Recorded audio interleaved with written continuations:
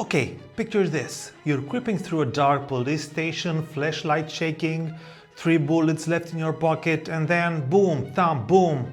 You hear heavy footsteps getting closer. That's Resident Evil 2 Remake in a nutshell. Hey everyone, I'm Stefan. I love diving into games, big, small, weird, you name it. But I know not everyone has hours to spare just to find out the game wasn't worth the time. That's where I come in. I play, I test, I give you a quick honest review so you know whether a game deserves your next session or your backlog. Let's jump in. Alright, here's the setup. Resident Evil 2 drops into Raccoon City on the day everything goes horribly wrong. There's a viral outbreak, zombies everywhere, and 2 main characters who definitely didn't sign up for this. Leon Kennedy, the rookie cop on the first day, and Claire Redfield, the stubborn college student searching for her brother. What's cool is that they cross paths but take completely different routes through the same nightmare. Leon's side leans more action heavy, guns, gadgets, that classic cop in over his head vibe. Claire's side leans emotional, you're helping a kid through all this chaos, which adds extra tension because, you know, small child plus zombies equals stress. It's technically a remake of the 1998 classic, but calling it just a remake feels underselling. Everything's rebuilt, the over-the-shoulder camera, modern controls, environmental storytelling, upgraded voice acting, even the way light bounce in the hallways turns the old spaces into something terrifying again. The Raccoon Police Department itself, absolute horror museum. 1 second you're in a quiet marble hallway, next second a window smashes behind you. And then it just keeps getting worse. The deeper you go, the more the world starts to rot. Underground labs, sewers, hidden experiments. It's uncomfortably believable. On PS5 this stuff pops. The higher resolution doesn't just make everything prettier. It makes it more gross in the best way. Blood looks sticky, skin looks wet, and the shadows are so thick that your flashlight basically becomes your lifeline. If you never played this original, no worries, it works perfectly as a standalone horror story. But if you did, it's wild how Capcom managed to keep every key moments falling familiar, yet so much tenser. It's nostalgia weaponized basically.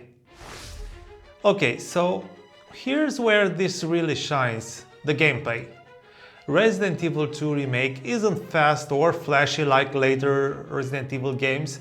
It's slow, deliberate, claustrophobic. You feel every single decision. Do you shoot now and risk running dry later, or do you save bullets and risk getting grabbed?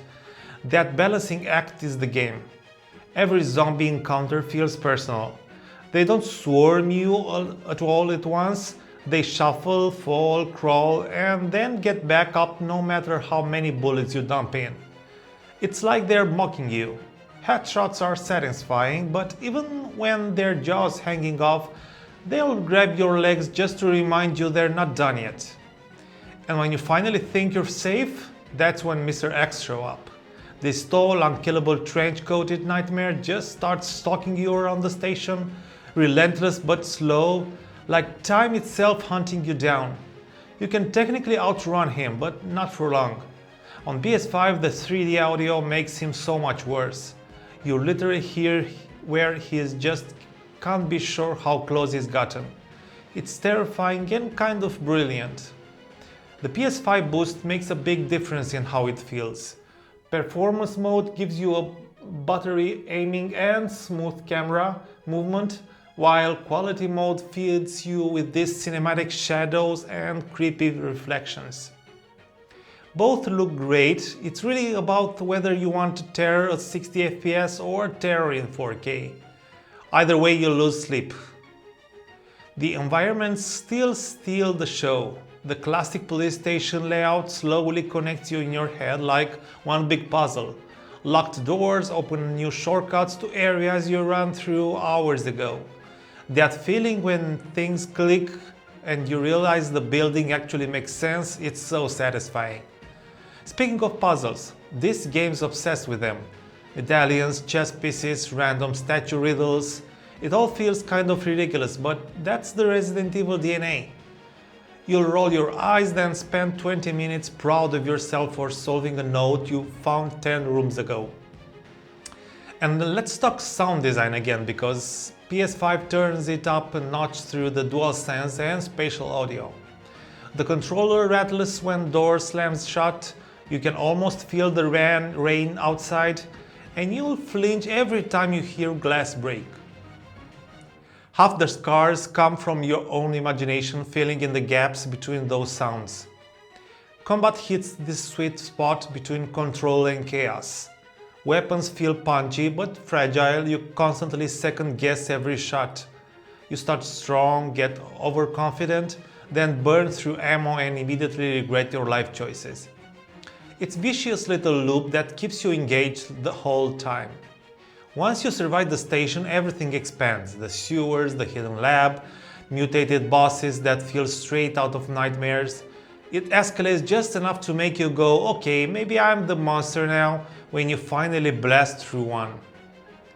Replayability is huge. You got the Leon and Claire stories, alternate scenarios, unlockable modes, the kind of stuff that makes you realize, oh, they want me to play this twice.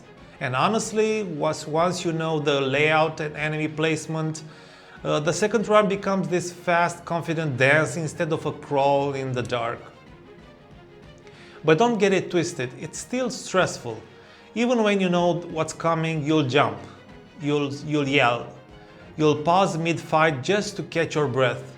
It never stops being tense, and that's exactly why it's so fun to revisit. So, should you play Resident Evil 2 Remake on PS5 in 2026? Absolutely yeah. If you're even a little bit into horror, this is an easy win. It still looks incredible, still plays smooth, and the remake somehow nails exactly what makes survival horror fun. The mix of fear, problem solving, and occasional dumb bravery. If you already played it back on the PS4, this PS5 revisit is worth it for the upgrades alone. The faster load times make dying less painful, the visuals make exploration more rewarding, and the smoother performance just melts away all the junk that may have bugged you before. If you've never touched a Resident Evil game, this is one of the best entry points. It's scary but not impossible, story heavy but not confusing. You don't need a PhD in virus lore to follow what's happening. The only real drawback? It's intense. If you hate panic or jump scares, this is not your comfort game. You'll want to hug a pillow by the halfway mark. But if you live for that rush of barely escaping death with one bullet left, this is basically therapy. So, verdict, play it seriously. Don't leave it in the backlog. Give it a weekend, dim the lights, put on good headphones, and lose yourself in this creepy little masterpiece. And that's my take on Resident Evil 2 Remake for PS5. If this helped you decide or just remind you to be scared of ventilation shafts again, go ahead and drop a like. It really helps the channel, plus, validation keeps me from turning into Mr. X myself. Alright, good luck out there. Watch your ammo, trust no hallway, and if you hear footsteps behind you, yeah, don't look back.